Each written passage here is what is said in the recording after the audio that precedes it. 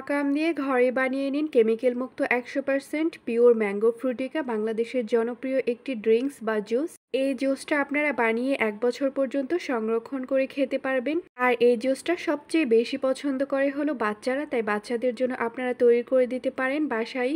বাজার থেকে আর অস্বাস্থ্যকর জুস না কিনে আপনারা ঘরেই তৈরি করে দিতে পারবেন। এই গরমে যদি আপনারা এই জুসটা খান তাহলে আপনার শরীর মন প্রাণ দুটোই ঠান্ডা হয়ে যাবে। আসসালামু আলাইকুম everyone, welcome back to my channel.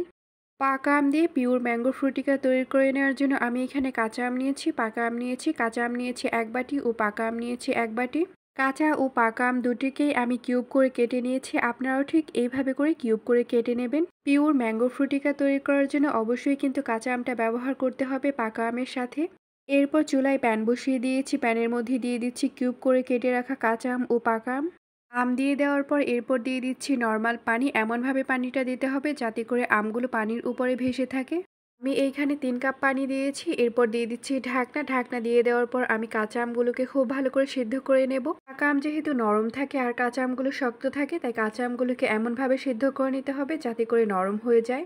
আমগুলোকে খুব ভালো করে সিদ্ধ করে নেওয়া হয়ে গেছে। এরপর আমি ঢাকনাটা খুলে নিচ্ছি। আমি আমগুলোকে প্রায় 10 মিনিটের মতো খুব ভালো করে সিদ্ধ করে নিয়েছি। এখন চুলাটা অফ করে দিয়ে আমগুলোকে এভাবে করে ঘেটে নেব বা ম্যাশ করে নেব বা ভেঙে নেব। এরপর একটি বোল নিয়ে নিচ্ছি, বোলের মধ্যে নিয়ে নিচ্ছি স্ট্রেনার। স্ট্রেনারে দিয়ে দেব আমরা যে ঘেটে রাখা আমগুলো, সেই আমগুলো দিয়ে দেব। এই আমগুলোর মধ্যে যেহেতু আঁশ রয়েছে তাই আমের পাপটা নেওয়ার জন্য আমরা এভাবে করে আমগুলোকে ছেঁকে নেব, এতে করে আমরা ফ্রেশ পাপটা পেয়ে যাব। আপনারা চাইলে আমগুলোকে ব্লেন্ডারে ব্লেন্ড করে নিতে পারবেন, এতে করেও কিন্তু অনেকটা সহজ হবে, অথবা চাইলে এভাবে করতে পারেন। আমগুলোকে খুব ভালো করে ছেঁকে নেওয়া হয়ে গেছে। এরপর যে আঁশগুলো আছে সেই আঁশগুলোকে আমরা ফেলে দেব। দেখতেই পাচ্ছেন আমরা কিন্তু ফ্রেশ আমের পাফটা পেয়ে গেছি।